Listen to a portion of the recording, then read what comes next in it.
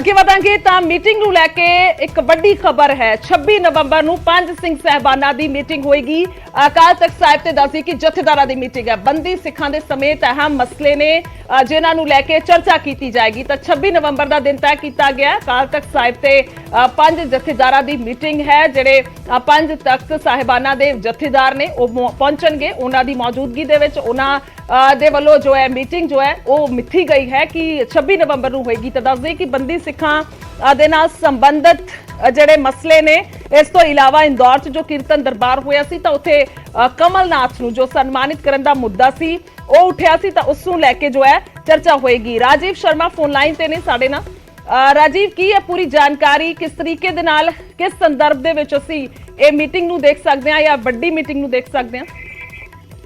देखो गुरजोत, 26 ਦਸੰਬਰ ਨੂੰ ਇਹ ਜਿਹੜੀ ਮੀਟਿੰਗ ਹੈ ਉਹ ਹੋਣ ਜਾ ਰਹੀ ਹੈ ਔਰ ਇਸ ਮੀਟਿੰਗ ਦੇ ਉੱਪਰ ਨਜ਼ਰਾਂ ਇਸ ਕਰਕੇ ਟਿਕੀਆਂ ਹੋਈਆਂ ਨੇ ਕਿਉਂਕਿ ਤਿੰਨ ਵੱਡੇ ਜਿਹੜੇ ਰਾਜੀ ਮੈਂ ਰੋਕ ਰਹੀ ਹਾਂ 26 ਦਸੰਬਰ ਜਾਂ 26 ਨਵੰਬਰ ਜਾਨਣਾ ਚਾਹਾਂਗੇ। ਜੀ ਮਾਫ ਕਰਨਾ, 26 ਨਵੰਬਰ ਨੂੰ ਇਹ ਜਿਹੜੀ ਮੀਟਿੰਗ ਹੈ ਉਹ ਹੋਣ ਜਾ ਰਹੀ ਹੈ ਔਰ 26 ਨਵੰਬਰ ਦੀ ਮੀਟਿੰਗ ਦੇ ਉੱਪਰ ਹਰ ਕਿਸੇ ਦੀ ਨਜ਼ਰ ਇਸ ਕਰਕੇ ਟਿਕੀ ਹੋਈ ਹੈ ਕਿਉਂਕਿ ਜੋ ਸਿੱਖ ਧਰਮ ਦੇ ਨਾਲ ਜੁੜੇ ਵੱਡੇ ਮਸਲੇ ਨੇ। ਇੱਕ ਤਾਂ ਸਭ ਤੋਂ ਵੱਡਾ ਮਸਲਾ ਜੋ ਕਿ ਬੰਦੀ ਸਿੰਘਾਂ ਦੀ ਰਿਹਾਈ ਦੀ ਗੱਲ ਹੈ ਕਿਉਂਕਿ ਜਥੇਦਾਰ ਵੱਲੋਂ ਹੀ ਇਸ ਨੂੰ ਲੈ ਕੇ ਅਪੀਲ ਕੀਤੀ ਗਈ ਸੀ ਕਿ ਉਹਨਾਂ ਦੀ ਰਿਹਾਈ ਦੇ ਲਈ ਜਿਹੜੇ ਯਤਨ ਨੇ ਉਹ ਤੇਜ਼ ਕੀਤੇ ਜਾਣ, ਚਾਹੇ ਉਹ ਪੰਥਕ ਪੱਧਰ ਤੇ ਹੋਣ ਚਾਹੇ ਉਹ ਰਾਜਨੀਤਿਕ ਪੱਧਰ ਤੇ। ਤਾਂ ਦੂਸਰੇ ਪਾਸੇ ਜੋ ਤਾਜ਼ਾ ਮਾਮਲਾ ਇਹ ਹੈ ਕਿ ਗੁਰੂ ਨਾਨਕ ਦੇਵ ਜੀ ਦਾ ਜੋ ਪ੍ਰਕਾਸ਼ ਪੁਰਬ ਦੇ ਮੌਕੇ ਤੇ ਇੰਦੌਰ ਦੇ ਵਿੱਚ ਜਿਹੜਾ ਕੀਰਤਨ ਦਰਬਾਰ ਸੀ ਔਰ ਉਸ ਮੌਕੇ ਜੋ ਹੈ ਕਮਲਨਾਥ ਜੋ ਕਾਂਗਰਸ ਦੇ ਵੱਡੇ ਆਗੂ ਨੇ ਉਹਨਾਂ ਨੂੰ ਜੋ ਹੈ ਉਹ ਸਨਮਾਨਿਤ ਕਰਨ ਦਾ ਜਿਹੜਾ ਮੁੱਦਾ ਸੀ ਤਾਂ ਉਸ ਨੂੰ ਲੈ ਕੇ ਕਾਫੀ ਸਿਆਸਤ ਗਰਮਾਈ ਹੋਈ ਸੀ। ਤਾਂ ਉਸੇ ਚੀਜ਼ ਨੂੰ ਲੈ ਕੇ ਜਿਹੜਾ ਵਿਚਾਰ ਚਰਚਾ ਇਸ ਮੀਟਿੰਗ ਦੇ ਵਿੱਚ ਕੀਤੀ ਜਾ ਸਕਦੀ। ਇਸ ਤੋਂ ਇਲਾਵਾ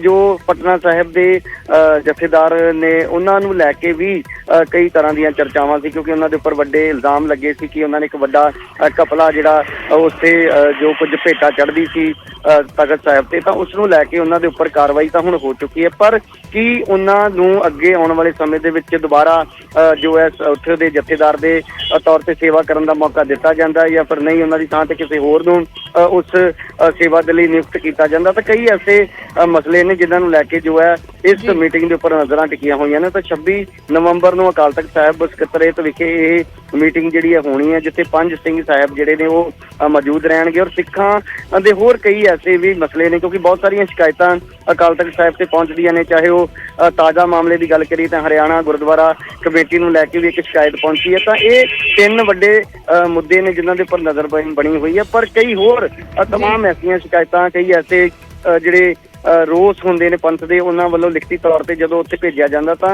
ਇਹ ਜਿਹੜੀ ਮੀਟਿੰਗ ਪੰਜ ਸਾਹਿਬਾਨਾਂ ਦੀ ਹੁੰਦੀ ਹੈ ਉਸ ਦੇ ਵਿੱਚ ਉਸਦੇ ਉੱਤੇ ਵੀ ਵਿਚਾਰ ਚਰਚਾ ਕੀਤੀ ਜਾਂਦੀ ਹੈ। ਤਾਂ ਕਈ ਅਸੀਂ ਕਹਿ ਸਕਦੇ ਕਿ ਪੰਥਕ ਮੁੱਦਿਆਂ ਨੂੰ ਲੈ ਕੇ ਇਸ ਜਿਹੜੀ ਮੀਟਿੰਗ ਦੇ ਵਿੱਚ ਚਰਚਾ ਹੋਏਗੀ ਔਰ 26 ਨਵੰਬਰ ਨੂੰ ਕਈ ਵੱਡੇ ਜਿਹੜੇ ਫੈਸਲੇ ਨੇ ਉਹ ਇਸ ਮੀਟਿੰਗ ਦੇ ਵਿੱਚ ਪੰਜ ਸਿੰਘ ਸਾਹਿਬਾਨਾਂ ਵੱਲੋਂ ਲਏ ਜਾ ਸਕਦੇ ਨੇ। ਠੀਕ ਹੈ ਰਾਜੀਵ, ਧੰਨਵਾਦ ਹੈ तमाम ਜਾਣਕਾਰੀ ਦੇ ਲਈ। ਤਾਂ ਬੰਦੀ ਸਿੱਖਾਂ ਦੇ ਸਮੇਤ ਅਹਿਮ ਮਸਲੇ ਨੇ ਜਿਸ ਨੂੰ ਲੈ ਕੇ ਚਰਚਾ ਸੰਭਵ ਮੰਨੀ ਜਾ ਰਹੀ ਹੈ।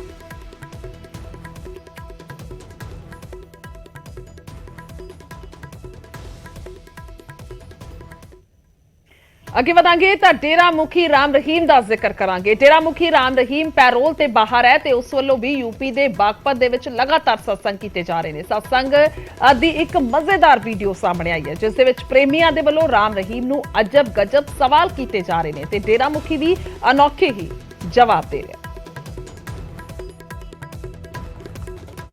संजू गुजर, गुरुजी डिलीवरी के बाद फेस पर हाइपर पिगमेंटेशन, डार्क धब्बे हो जाते हैं। बहुत लेडीज इस प्रॉब्लम से परेशान हैं, कोई permanent solution? Pure aloe vera gel जिसमें केमिकल कम हो, कोल्ड प्रोसेस वाली हो, कहीं से भी ले सकते हैं आप। उस प्योर जेल को आप लेप लगा लें, दिन में 3 बार लगाया, वो सूख जाएगा 10, 15, 20 मिनट में और फिर उसको 3-4 घंटे रहने दें, धो दें, फिर घंटा छोड़ें, घंटे बाद फिर ओपन पोर हो जाते, फिर धो के फिर लगा लें और फिर 4-5 घंटे फिर उसको धो दें, 1 घंटा फिर खाली रहने दें, कुछ ना लगाओ, फिर उसको धो लो चेहरे को क्योंकि धोते ही वो पोर जो है ओपन हो जाते हैं। तो एलोवेरा जेल लगाओ दिन में 3 बार, भगवान ने चाहा तो सिमरन करते रहो तो फायदा होगा।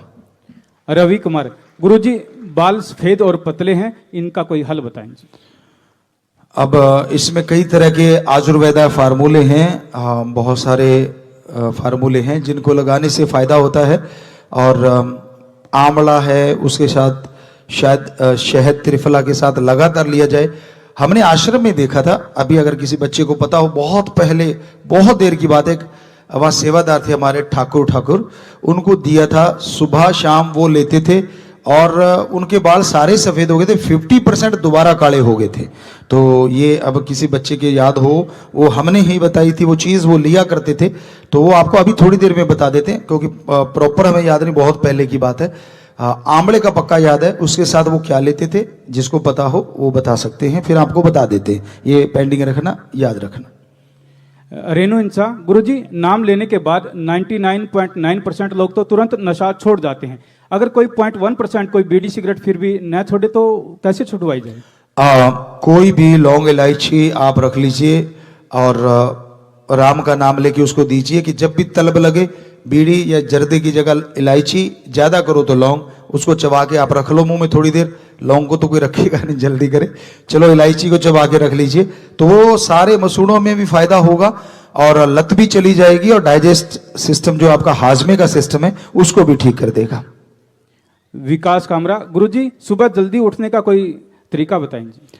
आप रात को जल्दी थोड़ा सा सोने की कोशिश कीजिए और आपका जो टाइम पीस है उस पर ध्यान दीजिए। मान लीजिए आप 10 बजे सो रहे हैं या 11 बजे सो रहे हैं, तो आप 4 बजे उठना चाहते हैं, तो वो 10 की सुई देखें और फिर 4 की, कि ये जब वहां आएगी तो मैंने जागना ही जागना है। इमेज बिठा लीजिए 3-4 बार, ऐसे देख देख के, सोच सोच के। यकीन कीजिए एक नहीं तो दूसरे दिन आप जरूर जाग जाएंगे, राम जी जगा देंगे अगर राम का नाम लेना है।